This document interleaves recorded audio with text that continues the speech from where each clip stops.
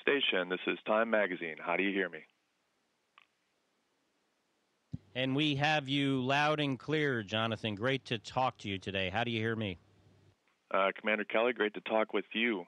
Congratulations on both of you on reaching your halfway mark in your mission.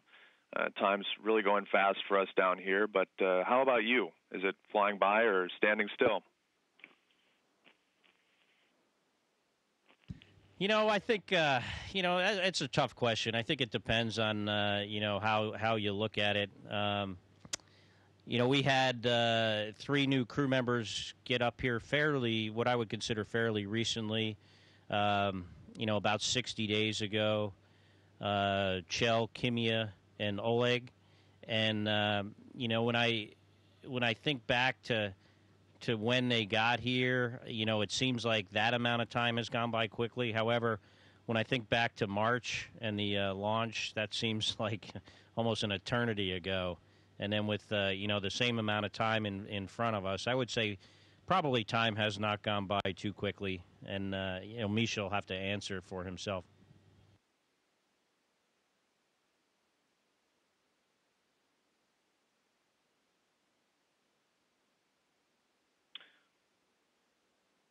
Misha, did you have anything to add? Михаил, есть ли у вас что добавить? Для вас время летит быстро или, наоборот, остановилось на станции?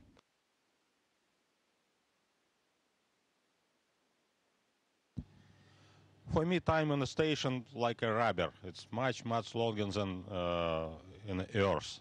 But I am glad I'm here with Scott, my friend, and a very great crew member. And I am sure all the tasks will be performed okay, and we will do our mission very well. I think everything will be okay. Thank you for your good question. And could each of you tell us about a day or a moment that you were on the station and you had some inclination, you had some wish or desire to be back on Earth? А не могли бы каждый из вас рассказать о моменте или дне, когда вы находились на станции, а вам хотелось быть на Земле?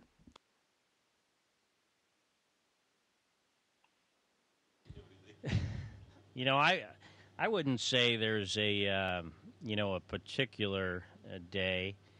But there certainly have been days, and I think most of them involve, my kids and wanting to be there for them and be there,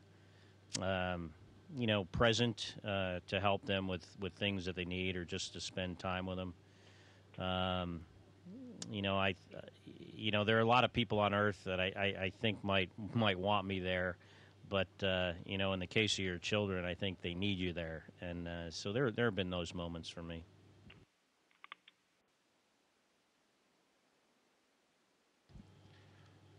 Of course, I'd like to go to Earth, and sometimes I see the dream. I have a vacation in Earth, and each time I forgot too late to next next shuttle to the space station, but it's a dream. And of course, I am repeat.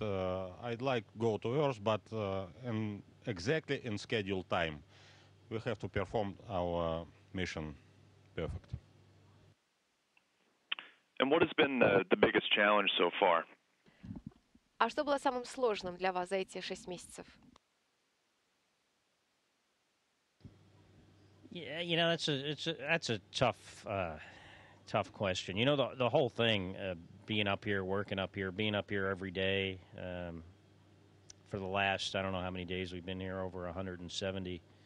Is challenging because the work we do takes a lot of concentration. It's very detail oriented. It's stuff that some of it has some pretty significant consequences to very expensive hardware or our own personal safety. So it's a level of concentration and a work ethic, attention to detail, like I said, that you just need to maintain continuously or try your best to maintain that continuously. And that, that takes a lot of effort, and it, can be fatiguing. So I think, for me, the hardest thing is been trying to manage that, that level of fatigue. So, when I get to the end of this, I have as much in the tank as I did in the beginning, or at least enough to do my job effectively.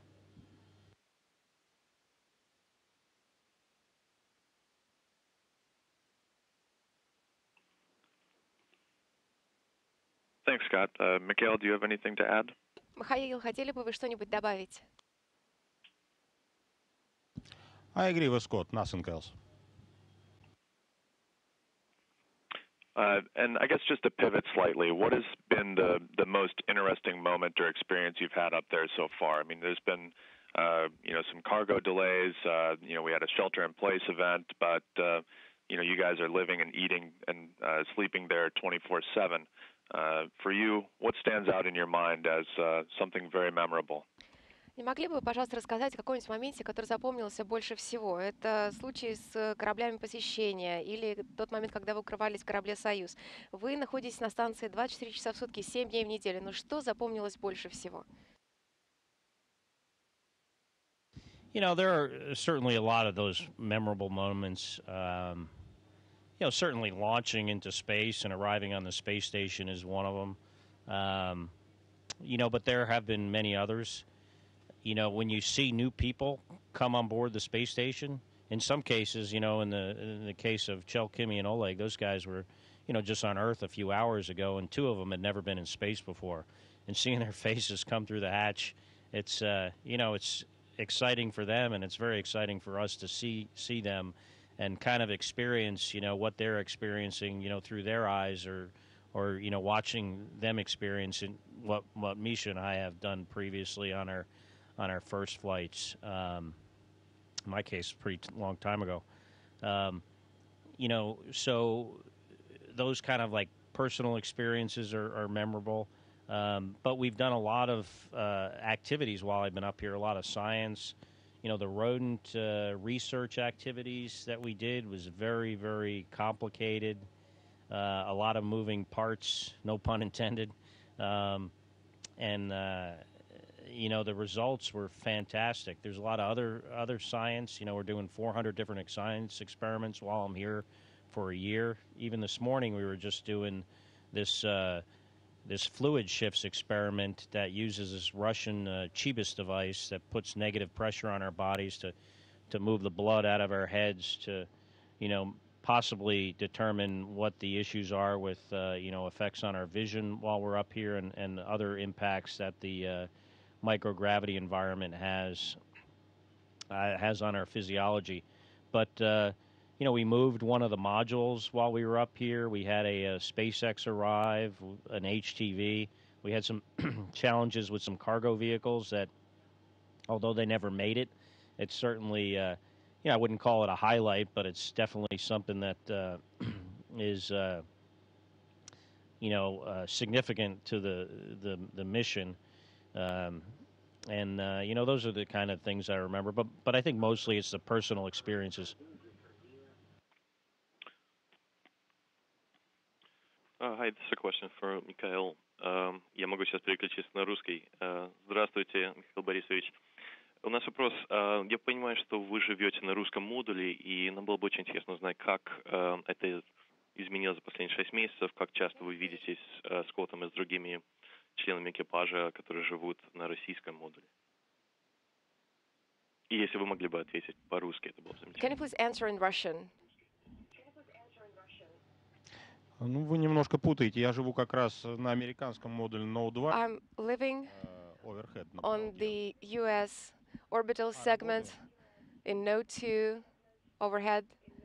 Ага. No 2. Может, и тогда вы могли бы объяснить, почему... Работаю. Ага. Да-да. Can you explain why?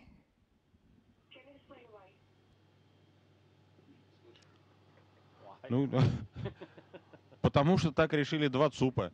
Because two mission control centers decided or made a decision that I should live on board the ISS on the U.S. orbital segment. Который жил 5 лет назад на станции. This is exactly the same crew quarters where I lived 5 years ago, so it feels like home. Все знакомое. А работаю я, естественно, на российском сегменте. But I'm working on the Russian segment most of the time with my Russian colleagues. Yeah, Jonathan, there's 6 crew quarters on the space station, and 4 of them are in node 2, and there's 6 of us. So one of the cosmonauts generally sleeps in node 2, along with the 3 other U.S. OS crew members, 2 of which are Americans right now, and 1 is Japanese. Understood. Thanks. Mikhail, Scott, one last question for you. You and Chell have a upcoming spacewalk that's, we're currently scheduled for the end of October. How are you feeling about this as we come toward that date, and how are you preparing?